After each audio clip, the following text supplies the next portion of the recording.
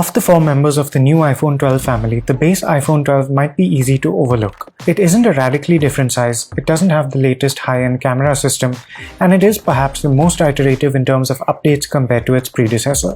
Should you spend 10,000 rupees more on the iPhone 12 than the iPhone 12 mini? Is this the perfect upgrade option if you're holding onto an older model? And what exactly does this phone lack when compared to the much more expensive iPhone 12 Pro?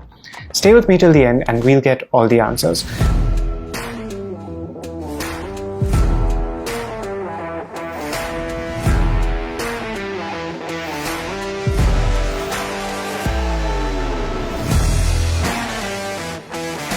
In terms of design, the iPhone 12 is a throwback to older iPhones with its flat sides. It has a 6.1-inch OLED display with Apple's new ceramic shield material on the front for better shatter resistance.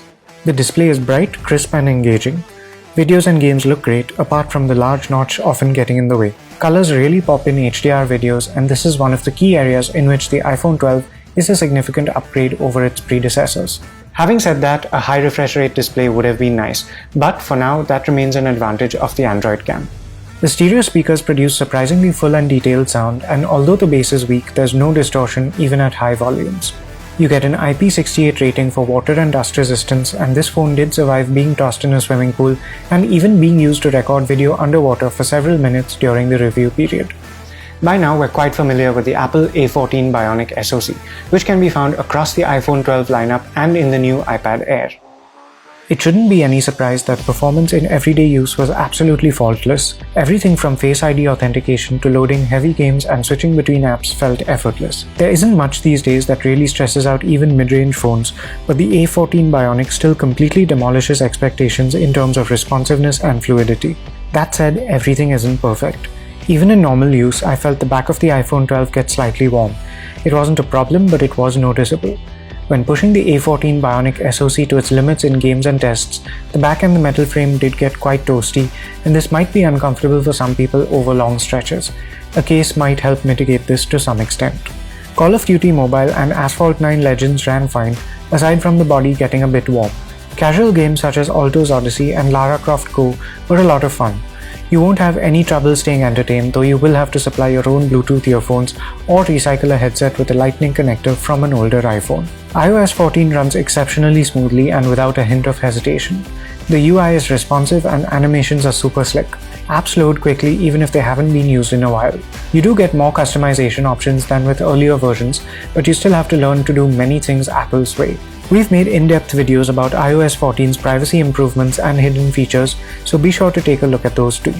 Battery life is not especially great, but you can comfortably get through a full day and maybe have some power left over for the next morning. If you play games for an hour or so, stream lots of music, check social feeds, and take lots of photos and videos, you'll probably want to plug this phone in or snap on a MagSafe pad each night. The iPhone 12 lasted for a reasonable 14 hours 32 minutes in our HD video loop test, beating the iPhone 12 mini by only a small margin and coming in slightly behind the iPhone 12 Pro, which has the same capacity battery.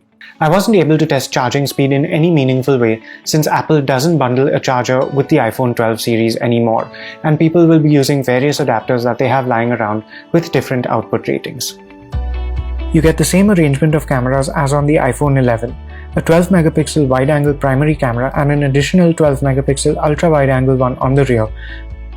Daytime shots came out looking crisp and bright with colors that were vibrant but not oversaturated and decent amounts of detail even in distant objects. The ultra-wide-angle camera does a great job. Photos have the same general tone and minimal distortion at the edges, though definition is noticeably weaker. Close-ups have excellent natural-looking depth of field. The iPhone 12's primary camera's biggest strength seems to be its ability to reproduce extremely fine detail in close-ups, even when there are complex exposures to deal with. Portrait mode works with humans and pets, and the background is aesthetically de-emphasized. However, this phone is sometimes a bit fussy when locking onto a subject, and edge detection isn't great with irregular objects such as flowers. You can adjust the background blur and portrait lighting effects after taking a shot. Shooting ordinary close-ups is effortless in contrast and far more flexible in terms of framing, but you don't get the same lush effect and the tweaking options. As for low-light shots, the iPhone 12 truly excelled, revealing details in landscapes that were completely invisible to the naked eye. With barely any ambient light around, this phone is able to reveal sharp detail in close-ups and surprising contrast in landscapes. The default delay is 2 or 3 seconds, but you can push this up to 29 seconds, which is only advisable if you're using a tripod. On a moonless night, I was able to capture stars as actual points and not just blotches against the black sky.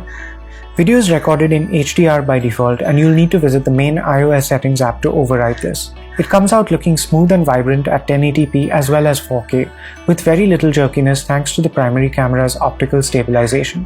You can get pretty good results with the wide-angle camera as well in the daytime and at night. The iPhone 12 has a single selfie camera, and you can see the specs on screen.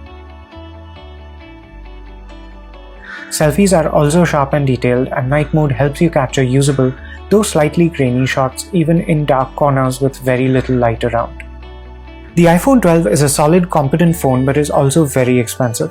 If you're currently using an iPhone 11 or an iPhone XR, chances are you won't gain much by upgrading at the moment.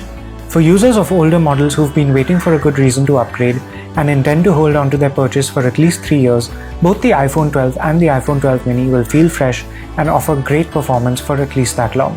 You should also consider that you get nearly all the capabilities of the much more expensive iPhone 12 Pro, minus the third telephoto camera and some pro-level camera options at a far lower price. Unless money is no object or you're very serious about photography and video recording, the iPhone 12 should serve all your needs.